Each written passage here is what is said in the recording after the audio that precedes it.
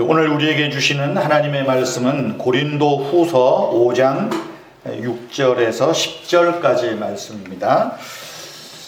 여러분 앞에 화면들을 보시면서 또 성경 가져오신 분들은 찾으시고 고린도 후서 5장 6절에서 10절입니다. 우리 하나님 말씀 다 함께 받들어 읽겠습니다. 그러므로 우리가 항상 담대하여 몸으로 있을 때에는 주와 따로 있는 줄을 아노니 이는 우리가 몸으로 있든지 떠나든지 주를 기쁘시게 하는 자 되기를 힘쓰노라. 우리가 8절 시작. 우리가 담대하여 원하는 바는 차라리 몸을 떠나 주와 함께 있는 그것이라. 그런즉 우리는 몸으로 있든지 떠나든지 주를 기쁘시게 하는 자가 되기를 힘쓰노라. 이는 우리가 다 반드시 그리스도의 심판대 앞에 나타나게 되어 각각 선악간에 그 몸을 행한 것을 따라 받으려 함이라. 아멘. 제가 조금 읽는 게 틀렸던 것 같습니다. 오늘 예배 나오신 여러분들 감사를 드리고 또 환영합니다. 우리 앞뒤 좌우로 한번 인사합시다. 마스크를 다 써서 눈인사밖에 못하겠지만 같이 한번 인사하실까요? 잘 오셨습니다. 주님 이름으로 축복합니다. 마스크를 다 쓰니까요, 참 벌써 1년이 지나도록 어쨌든 이제는 눈만 봐도 대충 알 것 같아서 다행입니다. 예전에는 누군가 헷갈렸는데. 우리는 법원에서 재판받는다고 하면 긴장하고 겁이 덜컥 납니다. 내가 억울해서 소송을 했든지 아니면 소송을 당했든지 굉장히 긴장되는 이야기입니다. 오늘 설교 제목이 그리스도의 심판대입니다. 좀 무겁고 때로는 긴장되는 듯한 제목입니다. 심판대라는 말은 정확하게 번역하면 법정이라는 말입니다. 법정 혹은 재판석. 심판대라 그러면 굉장히 좀 무시무시한 듯한 느낌이 있죠. 법정이라는 말입니다. 사도 바울은 고린도에서 전도하고 18개월 동안 교회 개척해서 고린도에 머물렀습니다. 그리고 사도 바울이 고린도를 떠나게 되는 그 마지막 장면이 사도행전 18장에 보면 법정에서 재판을 받는 이야기입니다. 유대인들이, 바울을 반대하는 유대인들이 고린도에까지 와서 저 바울이 유대인의 그 율법을 어기고 잘못해서 가고 이상한 이야기를 한다. 그렇게 해서 로마법에 고소 고발을 했습니다. 그때 고린도가 속해 있는 아가야라고 하는 지역의 총독으로 있던 그 갈리오가, 그 고린도가 당시에 아가야의 중심 도시니까 거기에 법정이 있었는데 그 총독에게 소송을 해서 이제 재판하는 장면이 나와요. 그런데 갈리오가 이 사건을 기각을 시킵니다. 유대인의 관습에 따라서 로마법으로 처리해달라고 하는 것은 이거는 말이 맞지 않는 얘기다. 그거는 너네들은 너네들 법으로 하라고. 그래서 갈리오가 기각을 시킵니다. 그것이 고린도에서의 마지막 사도 바울의 장면입니다. 저를 포함해서 여기 계신 분 중에서 아마 거의가 법정에서 직접 재판을 받았거나 아니면 이런저런 일 때문에 직접 재판을 방청하신 분도 거의 없을 것입니다. 저 역시 마찬가지입니다. TV 드라마나 영화 그건 각색된 거니까 빼고 어떻게 생긴지를 잘 모릅니다. 현대 사회에서 재판은 제한된 공간, 밀폐된 내부에서 진행이 됩니다. 공개 재판이라 그래도 사람이 제한되어 있고 정확한 이야기들이 밖으로 자기 입맛에 좋은 것만 나오기 때문에 정확한 내용들은 직접 보지 못합니다. 그런데 성경이 기록될 당시에 이 고대 도시는 달랐습니다. 밀폐되고 제한된 내부 공간에서의 재판이 아니라 공개된 광장, 그 도시에서 제일 큰, 고대 도시 항상 광장 중심이니까 광장 한복판에서 재판이 진행되었습니다. 그러니까 재판이 진행되는 동안에는 그 광장이 법정이 되는 겁니다. 그래서 이 모든 사람들이 지금 어떤 재판이 일어나고 있구나, 지금 어떤 상황에서 이 광장이 재판 법정으로 바뀌었구나 하는 것을 알 수 있습니다. 바울은 고린도에서 경험했던 그 법정을 아마 연상했던 것 같습니다. 그리고 자기의 직분과 여러 일들을 이야기를 하면서 오늘 10절 말씀에서 그리스도의 법정을 이야기를 해요. 심판을 이야기를 합니다. 모든 사람이 그리스도의 심판대 앞에, 법정 앞에 다 서게 된다, 세워진다라고 말하는 것입니다. 제한된 공간에서 그저 몇몇 사람들만 있는 데서 예수님 앞에, 법정 앞에, 심판대 앞에 서는 게 아니라 모든 사람이 보는 곳에서 심판대에 선다는 것입니다. 공개된 도시 중심부에 나와서 그리스도 앞에서 선한 일이든 악한 일이든 자기 몸으로 행했던 일들에 대하여 재판을 받는다는 말입니다. 이 재판받는 일에는 예외가 없습니다. 그래서 10절에서 말하죠. 우리가 다 반드시 강조하는 말이에요. 우리가 예외 없이 어떤 상황에서도 반드시 그리스도 앞에서 선악간에, 특별히 몸으로 행한 것에 따라 법정 앞에 서게 된다 하는 말입니다. 그리스도의 심판을 이야기하는 이 내용은, 이 10절의 이 말씀은 신약을 통틀어서 최후의 심판에 대하여서 가장 선명하고 강력한 선언적인 말입니다. 성경은 심판의 날을 자주 언급합니다. 흔히 최후의 날, 그러면 지구가 멸망하는 듯한 으시으시한 이야기인데, 성경에서의 최후의 날은 예수 그리스도의 심판의 날입니다. 예수님께서도 비유로 설교하시면서 이 마지막 심판의 이야기를 하셨습니다. 마태복음 25장 같은 경우를 보면 우리가 잘 아는 달란트 비유가 있잖아요. 달란트 비유에서 주인이 불현듯 와서 그 종들과, 달란트를 맡겼던 종들과 결산할 날이 있다. 그 심판의 날을, 예수님의 심판의 날을 비유로 하신 말씀입니다. 그리고 결산할 때 맡겨진 것을 잘 감당한 사람에게는 상을 주시지만 그렇지 못한 사람에게는 어두운 곳에서 이를 갈게 되는 벌이 내려진다 말씀하셨죠. 사도 바울 역시 예수님의 이 심판의 가르침에 따라서 마지막 심판을 이야기를 합니다. 오늘 5장 10절에서 말씀할 뿐만 아니라 다른 여러 곳에서도 말씀해요. 대표적으로 한 두 가지만 소개하면 로마서 2장 16절에서 말하죠. 하나님이 예수 그리스도로 말미암아 사람들이 은밀한 것을 심판하시는 그날 있다는 거예요. 사람들의 은밀한 것 심판하시는 그날이 있다. 로마서 14장 10절에서도 말해요. 우리가 다 하나님의 심판대 앞에 서리라. 여기서는 그리스도의 심판대라는 표현 대신에 동일한 말이지만 하나님의 법정 앞에 서게 된다. 여기서도 우리가 다 하나님의 법정 앞에 설 것을 말해줍니다. 오늘 이 말씀들이나 5장 10절의 말씀은 우리에게 두 가지 질문을 던져요. 하나는 신자인 우리도 불신자들과 똑같이 행위에 따라서 그리스도의 심판대 앞에 서야 하는가 하는 질문입니다. 다시 말하면 신자인 저와 여러분들 역시 우리가 성경에서 교리적으로 배울 때 우리는 심판에서는 면제됐어, 우리는 용서받았어, 이른바 칭의 교리를 알잖아요. 내가 예수를 믿으면 내 죄가 용서받았고 나는 의롭게 되었다. 이 칭의 교리와 반대되는 것 아니야? 이건 뭐고 이건 뭐야? 좀 헷갈릴 수 있습니다.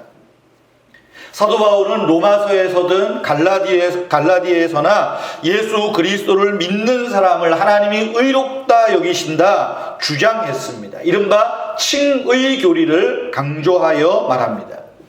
예수님께서 우리 죄를 위하여 대속하기 위하여 십자가에서 죽으시고 예수 그리스도를 믿는 사람은 하나님 앞에서 의롭게 되었다. 믿음에 의한 칭의를 로마서와 갈라디아서에서 강조했습니다. 그래서 로마서 8장 1절 같은 데서는 뭐라고 말합니까? 그러므로 그리스도 예수 안에 있는 자에게는 결코 정죄함이 없느니라 주장했습니다. 그런데 로마서 5장 10절 오늘 이 말씀도 마찬가지고, 그런데 그분 앞에서 어느 누구도 예외 없이 행한 일에 따라서 심판을 받을 것이라. 어떻게 조화를 이룰 수 있겠는가 하는 말입니다. 이것 때문에 신학자들 간에 왈가왈부 논쟁도 많아요. 그런데 좀 우리가 쉽게 접근할 필요가 있습니다. 성경 말씀은 행위에 따라서 있을 이 마지막 심판을 늘 전제해서 항상 말합니다. 예수님의 달란트 비유도 마찬가지고, 사도 바울의 오늘 우리의 행한 일에 따라서 선악간의 심판대 앞에 선다는 말씀도 마찬가지예요. 우리의 행위에 따라서 늘 마지막 심판을 전제하여 말합니다. 믿음에 의한 칭의, 내가 예수를 믿음으로 의롭게 되었다, 나는 마지막 심판에서 면제받았다, 마지막 심판은 나와 상관없다, 그렇게 애둘러 말하는 것이 아닙니다. 무슨 이야기겠어요? 믿음에 의한 칭의는 하나님이 우리의 윤리적인 행위를 전혀 문제 삼지 않는다는 말이 아니에요. 그런 차원의 이야기가 아닙니다. 예수 믿는 사람을 정죄하지 않고 용서하신다, 그리스도 안에 있는 자에게는 정죄함이 없다라는 하나님의 용서는 우리 그리스도인들의 윤리 불감증을 뜻하는 말이 아닙니다. 오히려 더 강화된 말이에요. 그렇기 때문에 우리는 하나님 앞에서 더 의롭고 더 거룩하고 더 분명하게 살아야 될 것을 사실은 강조하는 말입니다. 하나님의 용서를 우리가 죄를 범하는 용인으로 오해해서도 안 됩니다. 믿음을 지니기만 하면 내가 무엇을 하든 상관없다는 뜻이 아니라 그 반대예요. 칭의를 얻게 하는 그 믿음은 관념이나 생각이 아니라 행함으로 알 수 있다는 것입니다. 그의 삶을 통해서 이 사람이 의롭다함을 받은 사람인가 아닌가 알 수 있다는 거예요. 내가 아무리 믿음으로 구원받았다고, 나는 의롭게 되었다고 확신한다고 해도 여러분, 사실은 인간의 확신은 제한되어 있는 거예요. 인간의 확신은 자기 확신일 수 있고 자기 거짓에 매일 수도 있다는 말입니다. 여러분, 믿음에 의하여 의롭게 되었다라고 하는 사람의 행위는 무엇입니까? 이 땅에서의 믿음의 삶이 소망과 사랑의 행위로 나타나고, 믿음이 소망과 사랑으로 보여지고 알게 될 때, 그 사람의 믿음이 참 믿음이구나, 구원 얻는 믿음이구나 알 수 있는 거예요. 여러분, 오늘날 신천지든지 아니면 구원파든지, 오늘날 소위 건전한 교회라고 이야기하고 또 건전한 교회에 속해 있고 교단에 속해 있다고 하는 목사든 장로든 교인들이 예기치 않은 일들 때문에 언론에 많이 오르고 이상한 소리 때문에 참 부끄러운 뉴스를 많이 접합니다. 여러분, 그런데 그 사람들이 어떤 논리를 세우고 있는 줄 압니까? 내가 이런 죄를 지어도 나는 예수를 믿어서 의롭게 되었어, 나는 내 죄는 다 용서받았어. 소위 말하면 구원파적인 믿음이에요. 내가 예수 믿어도 어떤 잘못을 해도 하나님이 다 용서해 주신다, 이상한 해석을 가지고 적용하는 교회들이 많아요. 교회 안에서 목사들의 어떠한 안 좋은 이야기, 성적인 이야기든지 불륜이든지 교인들을 성적으로 착취하는 일들이든지 이런 뉴스를 보면 기가 차지 않습니까? 과연 그들이 알고 있는 나는 믿음으로 의롭게 되었다라고 하는 그 삶이 소망과 사랑으로, 하나님 앞에 거룩하게 서는 소망과 이웃을 사랑하고 하나님을 사랑하는 행위로 과연 그것이 증명되어지고 나타나고 있는가? 하나님이 그 행위들을 마지막에 달아보시겠다 말씀하는 것 아닙니까? 성도 여러분, 이 땅에서 예수 그리스도를 믿는 우리는 이미 의롭다고 칭함을 받았어요. 우리는 믿음으로 의롭게 된 사람입니다. 미래의 그리스도의 심판대에서 일어날 일을 지금 우리는 내 믿음을 보시고 하나님이 의롭게 여기시는구나 그렇게 믿고 있는 거예요. 그러나 아직 그 완전한 칭의는 남아 있는 거예요. 그러나 아직 그 완전함의 칭의는 하나님 앞에 갔을 때에 우리가 알게 되는 거예요. 내가 이 땅에서 예수를 믿고 의롭게 되어진 것이 그리스도 앞에서 확실하게 드러나는구나 알고 있는 거예요. 여러분, 우리가 그리스도인들이 이 땅에서 신앙생활 한다는 것은 이미와 아직 아니라고 하는 이 안에서 긴장 상태에서 시작되는 거예요. 이미 구원받았다고 해서 아직 오지 않은 미래에 내가 마치 다 이룬 것처럼 아무렇게나 살아도 되는 것 아니에요. 이 땅에서의 삶을 외면해서 살아도 되는 것 아니라고 하는 것입니다. 그래서 오늘 사도 바울이 본문에서도 보면 6절에서 우리가 항상 몸으로 있을 때든지 주와 따로 있을 때든지, 이게 무슨 말이겠어요? 내가 몸을 떠나 몸으로 있는다, 주님과 따로 있다는 얘기는 지금 이 땅에서 신앙생활하면서 당하는 고통과 어려움과 그 아픔들을 이야기하는 거예요. 9절 말씀에 보면 우리가 몸으로 있든지 주를 떠나든지 그 말하죠. 몸으로 있든지 하는 말은 이 생에서 살아있는 시간을 이야기하는 것. 몸이 떠나든지 우리 이 땅에서 생명이 다하는 그거를 이야기하는 거죠. 우리는 이 긴장 속에서 살고 있는 거예요. 그런데 이 긴장 속에서 우리의 믿음의 행위든 윤리적인 행위든 이것이 마지막 날 주님의 재림 때에, 심판 때에, 법정 앞에서 모든 사람들이 알게 된다. 하나님이 그것을 보신다, 이야기하신다는 거예요. 때로 우리는 이 말씀을 볼 때 참 두려운 마음이 앞섭니다. 제일 두려운 사람은 목사님 절치도 모르겠어요. 여러분들이 하나님 앞에서 저를 보실 때, 저 목사 왜 이렇게 호박씨만 깠어? 그러면 어떻게 되겠어요? 여러분도 마찬가지죠.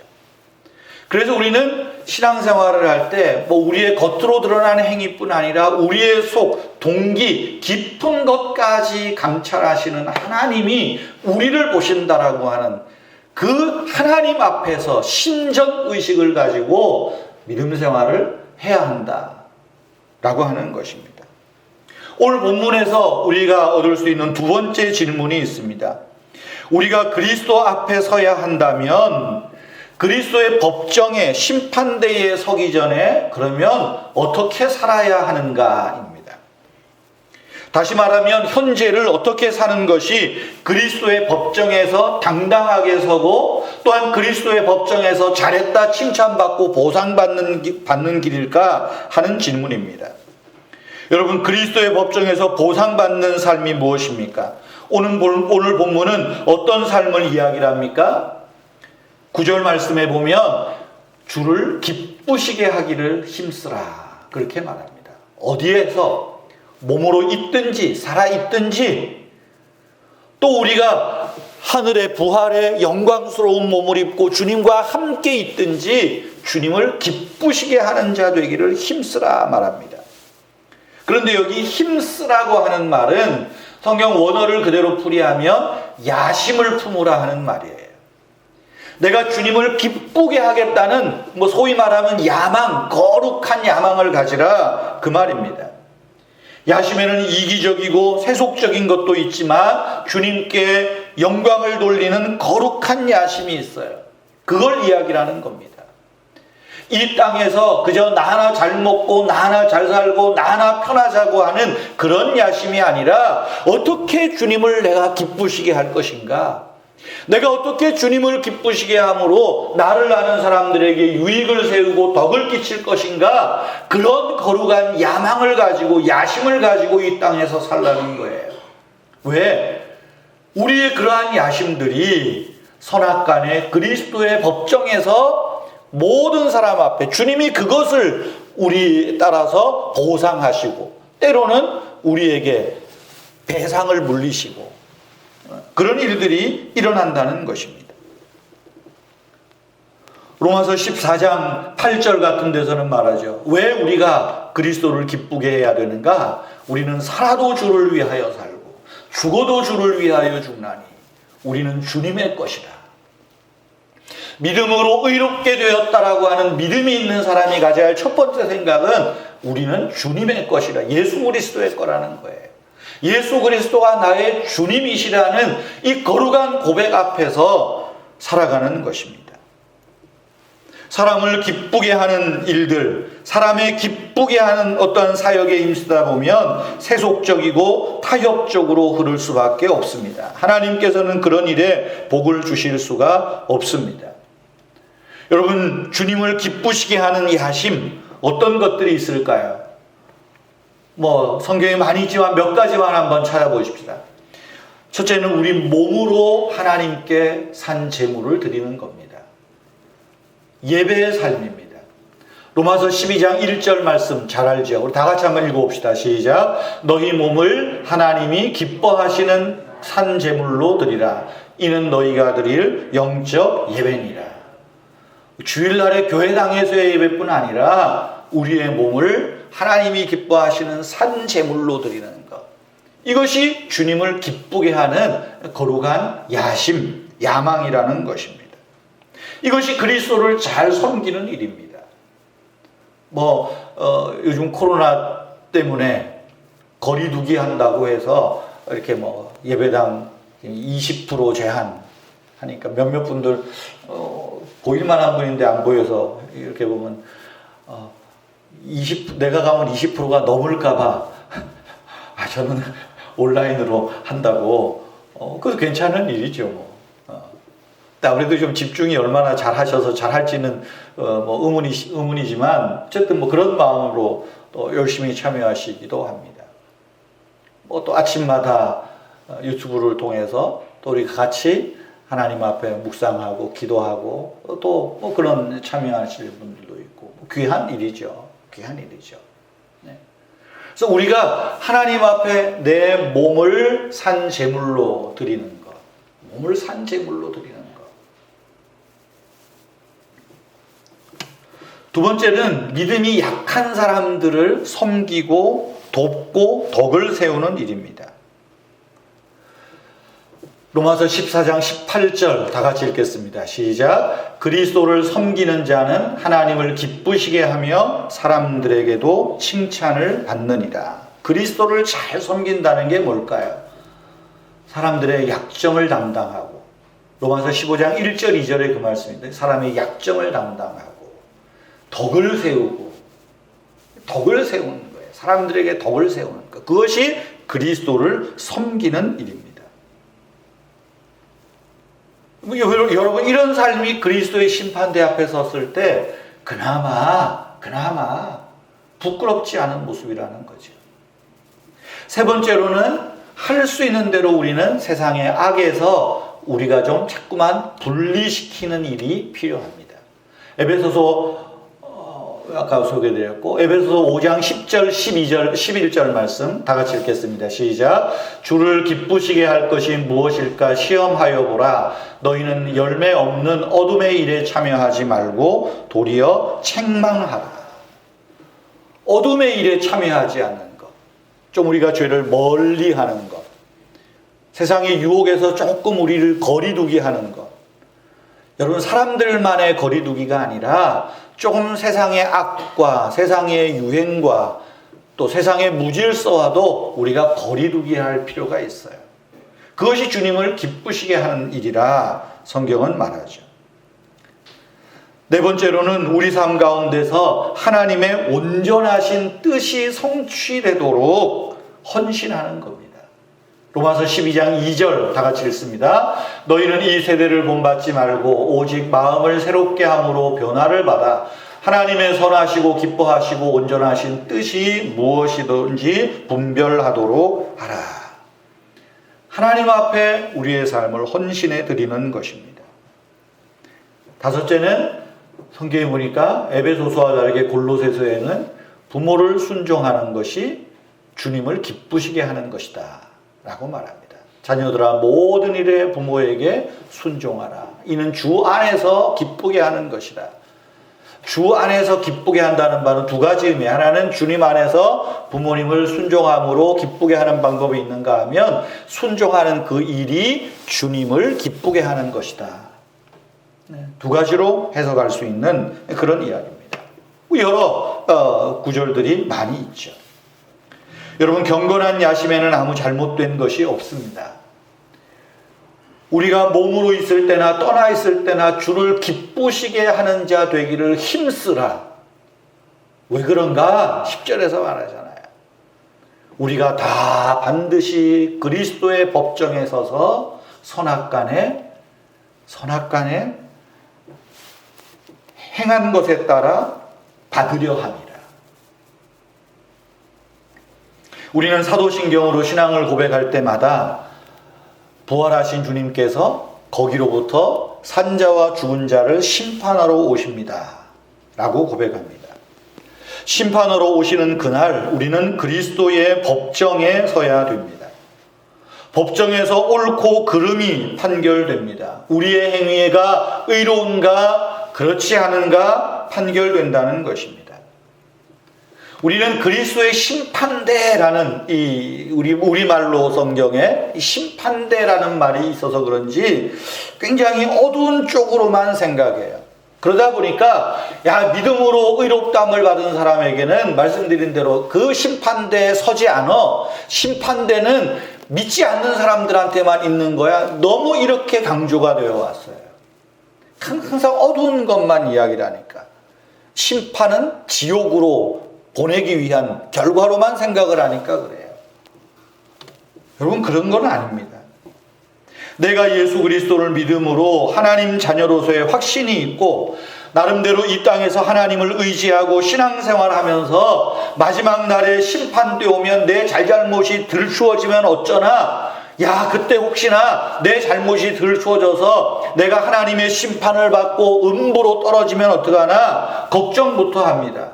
그러다 보니까 자꾸만 우리는 의롭다함을 받은 사람에게는 심판대가 없다. 아마 여러분 많이 들으셨을 거예요. 그런 걱정부터 합니다. 그럴 거 없습니다. 쓸데없는 걱정입니다. 그리스도의 심판대, 하나님의 심판은 공의로운 심판입니다. 이제까지 이 땅에서 죄인을, 악한 자를 벌하지 않고 참으신 하나님의 공의가 나타나는 사람입니다. 그리스도의 법정에서는 이 땅에서 하나님을 믿지 않는 사람에게 엄중한 벌이 내려질 거예요. 틀림없습니다. 그리스도의 법정에서는 반대로 억울함을 당한 사람에게는 보상이 주어지는 시간이기도 합니다. 이 땅에서 믿음으로 의롭게 여김을 받고 이 세상의 유혹과 고난과 어려움 속에서도 믿음을 지키고 의롭게 살려고 노력했던 그 사람들, 비록 넘어지고 실패하지만 그럴 때마다 다시 일어서고 회개하고 하나님 앞에 나오고 하나님 붙들고 십자가를 붙들려고 했던 그 사람들에게 주님께서 마지막 칭의를 확인하고 확언하는 그 장소가 그리스도의 마지막 법정이라고 하는 것입니다. 하나님의 칭의가 옳았다는 것을 드러낼 시간이 필요하잖아요. 그래서 모든 하나님을 믿지 않는 사람들에게 이 사람의 행위가, 이 사람의 믿음이, 이 사람의 헌신이 하나님 앞에서, 사람들 앞에서 옳았음을 주님께서 나타내는 그 장소가 그리스도의 심판대라는 것입니다. 법정이라는 거예요. 사랑하는 성도 여러분, 우리는 예수 그리스도를 믿음으로 우리의 부활은 보장되었고 또 천국에서 영광스러운 몸을 입고 그리스도와 함께 있을 것입니다. 그것이 첫 번 부활의 사건이에요. 그러나 그리스도께서 심판하러 오시는 날 영광스러운 몸을 입은 우리도 그리스도의 법정 앞에 서서 이 사람을 내가 믿음으로 의롭게 했다고, 이 사람의 눈물로 회개한 것을 내가 다 듣고 용서해 주었다고 하나님께서 모든 인류 앞에서 확언하는 그 법정이 그리스도의 법정이라는 것입니다. 우리의 행위의 진가 그리고 그 뒤에 숨은 동기에 따라서 이제는 영광스러운 하나님 나라에서 장차받을 그 상급이 주어질 보상들이 재림의 심판날, 재림의 법정에서 결정이 된다 하는 말입니다. 그래서 5장 1절부터 10절까지 이 말씀을 순서적으로 좀 이해할 필요가 있어요. 우리가 죽으면, 예수 믿다가 죽으면 바로 천당 가서 뭐 상급을 받고 그런 의미가 아니라 순서적으로 말하면 뭐예요?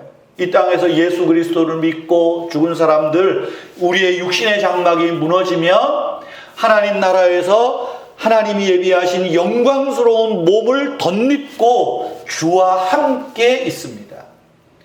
그리고 주님이 심판하시러 재림하실 때, 이 땅에 재림주로 오시는 날 우리가 함께 그리스도와 함께 내려와서 이제는 법정에서 우리의 믿음이 확실했음을, 의롭다 하심을 인정받게 될 것이고, 또한 사람들은 우리를 의롭다 하시는 하나님의 심판 앞에서 눈물을 흘리겠죠. 왜 저 사람은 저렇습니까? 마치 한 달란트 받은 사람처럼 불평할 수도 있겠죠.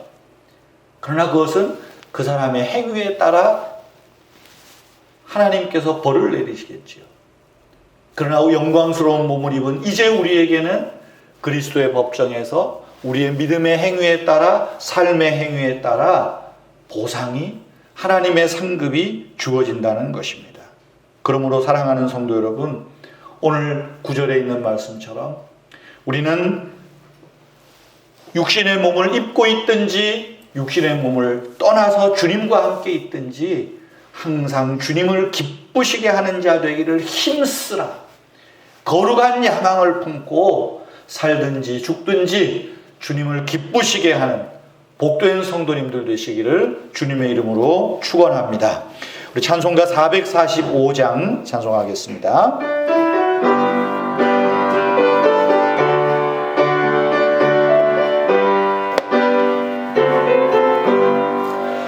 태산을 넘어 엄곡에 가고 빛 가운데로 걸어가며 주께서 항상 지키시기로 약속한 말씀 변치 않네. 하늘의 영광 나의 맘속에 차고도 할렐루야를 힘차게 불러 영원히 주를 찬양하리. 캄캄한 밤에 다닐지라도 주께서 나의 길 되시고 나에게 밝은 빛이 되시니 이를 얻어버릴 염려 없네. 하늘의 영광 나의 맘속에 차고도 멈춰 할렐루야를 힘차게 불러 영원히 주를 찬양하리. 광명한 그 빛 마음에 박아 찬란한 천국 바라보고 할렐루야를 힘차게 부르 날마다 빛에 걸어가리. 하늘의 영광 나의 맘속에 차고도 넘쳐 할렐루야를 힘차게 불러 영원히 주를. 3절 한 번 더 합시다. 광명한 그 빛 마음에 박아 찬란한 천국 바라보고 할렐루야를 힘차게 불러 날마다 빛에 걸어가리. 하늘의 영광 나의 맘속에 차고도 멈춰 할렐루야를 힘차게 불러 영원히 주를 찬양하리.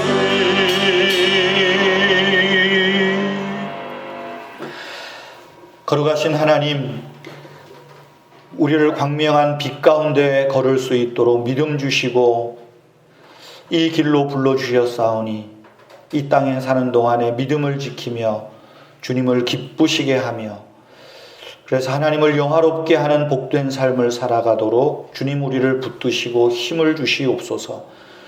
우리가 이 땅에서 더 거룩한 성화의 삶을 삶으로 하나님을 기쁘시게 하며 사람들에게 칭찬 듣는 그리스도의 덕을 세워가게 하여 주시옵소서. 그리하여 주님 재림하실 때에 그리스도의 법정에서 잘했다 칭찬받으며 우리의 행한 대로 하나님 앞에서 귀한 보상을 누리며 칭찬을 누리며 하늘의 영광스러운 자리를 차지하는 우리 은혜의 교회 모든 성도님들 되도록 복 주시고 성령님 함께하여 주시옵소서. 주 예수 그리스도의 은혜와 하나님 아버지의 크신 사랑과 성령님의 위로하시며 교통하시며 함께하심이 그리스도의 심판대 앞에 당당하게 서기를 원하며 이 땅에서 주님을 기쁘시게 하며 살기 원하는 사랑하는 성도님들과 가정과 또 주님의 몸된 교회 위에 항상 함께 계시기를 축원하옵나이다. 아멘.